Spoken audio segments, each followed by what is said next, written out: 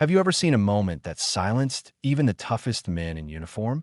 When a colonel, known for his authority and pride, gave an order thinking he'd seen it all, only to freeze in place when she showed up? This is that story. And trust me, you want to stay till the very end. Because when the colonel said, "Any jet will do," he had no idea who was about to answer that call.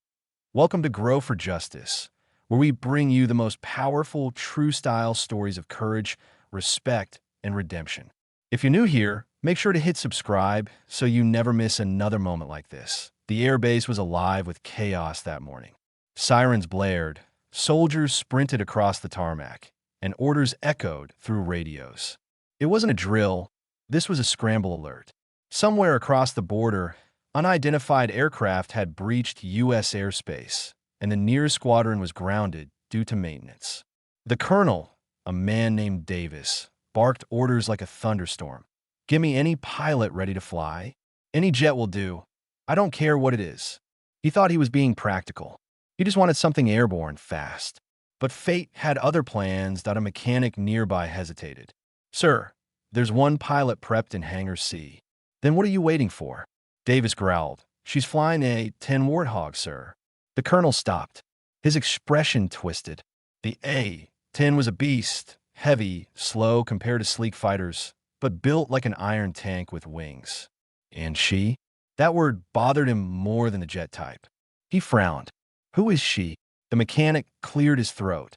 "Captain Riley Monroe, sir. Call sign Valkyrie." She volunteered. The colonel scoffed. "A woman in a Warthog against unknown enemy aircraft? That's not a fair fight." But before he could retract the command, the roar of twin General Electric engines split the morning air. The ground trembled as the unmistakable silhouette of the A-10 Thunderbolt II rolled out of Hangar C. Shark mouth painted on the nose, GU-8 Avenger cannon glinting in the sunlight. The pilot taxied forward with steady precision. No hesitation, no bravado. The ground crew saluted. "Any jet will do," the colonel had said. And there she was. Captain Riley Monroe wasn't new to skepticism. She had faced it her entire career. The jokes, the doubts, the whispers behind her back. She flies too slow. She won't survive real combat. But every mission she'd flown proved otherwise. She wasn't about speed. She was about precision. And today, when no one else was ready, she was Valkyrie to command, wheels rolling. Her voice crackled through the comms. Calm, confident, professional. The colonel watched from the tower, arms crossed, pretending not to care. But deep down, he was curious. Within minutes, her Warthog thundered down the runway, engines howling like an ancient war beast. It lifted gracefully into the sky, vanishing into the clouds that on radar. Two unidentified blips moved fast, much faster than her A-10 could. They were advanced jets, likely hostile. The colonel shook his head. She's not going to make it. That plane's too slow for interception. But seconds later, the radio crackled again. Command, Valkyrie visual on hostiles. 2 bogeys. Altitude 20,000. Her calmness made everyone stop. "Copy that, Valkyrie," said the control officer. "You're cleared to engage if necessary." The colonel stepped closer to the radio. He didn't know why, but his pulse quickened to eye in the sky. Riley's hands were steady. She knew the A-10 wasn't built for dogfights. It was an attack aircraft meant to shred ground targets. But she also knew one thing her opponents didn't. The Warthog could take punishment like nothing else. And she was about to prove it. "Bogey's turning hot," she reported. "They've seen me." 2 enemy jets banked sharply, their trails slicing across the blue. Riley's heart hammered, but she stayed focused. Her father's voice echoed in her memory, a veteran pilot who used to tell her, "It's not the machine that wins the fight. It's the mind behind the stick." "Come on," she whispered. The first jet fired. A missile streaked toward her. She yanked the stick left, flares bursting behind her, the missile missing by meters. The cockpit shook violently, but the Warthog held. "Command, I'm hit." "No major damage," she said, voice strained. "Valkyrie, disengage," the colonel ordered. "Negative, sir. They're moving toward our ground units."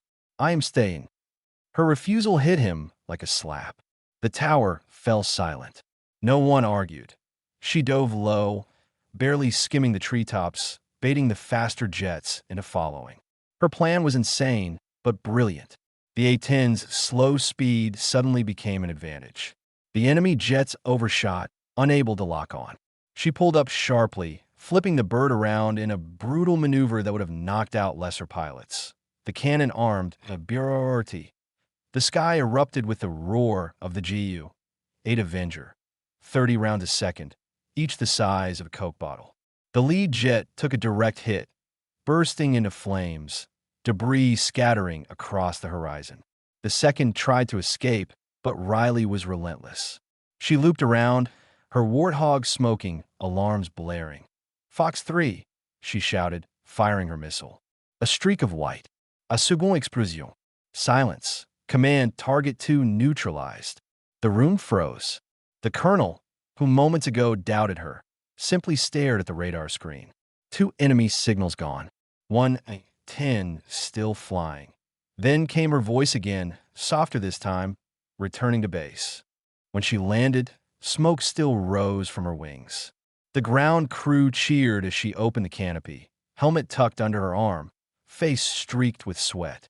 The colonel walked toward her slowly, every eye on the airfield following him, but he stopped in front of her. The same man who had said, "Any jet will do," now stood face to face with the pilot who'd saved his men. "You disobeyed a direct order," he said quietly. "Yes, sir," Riley replied. "You could have been killed." "Yes, sir." He paused, then did something no one expected. He saluted. "Remind me never to underestimate the Warthog, or the woman who flies it." The base erupted in applause. Riley smiled faintly, eyes glistening beneath the helmet visor. For the first time in her career, she didn't feel like she had to prove herself. The skies had done that for her. That night, as the sun sank behind the mountains, the colonel walked past her hangar again. Her Warthog sat battered but proud, its shark mouth scarred from battle. On the side, someone had painted new words in bold white letters. "Any jet will do." It became the unofficial motto of the squadron. A reminder that greatness isn't defined by gender, speed, or expectation. It's defined by the courage to rise when no one else will. And Riley Monroe, call sign Valkyrie, proved that day that the heart of a warrior beats just as fiercely, no matter who wears the wings. If that story gave you chills, make sure to subscribe to Grow for Justice, where we bring you stories of strength, resilience, and those who refuse to back down. Now tell me in the comments. Globe showing Europe, Africa, where are you watching this from? I love knowing where our brave audience around the world is tuning in. And remember, heroes aren't born. They're revealed when the world needs them most.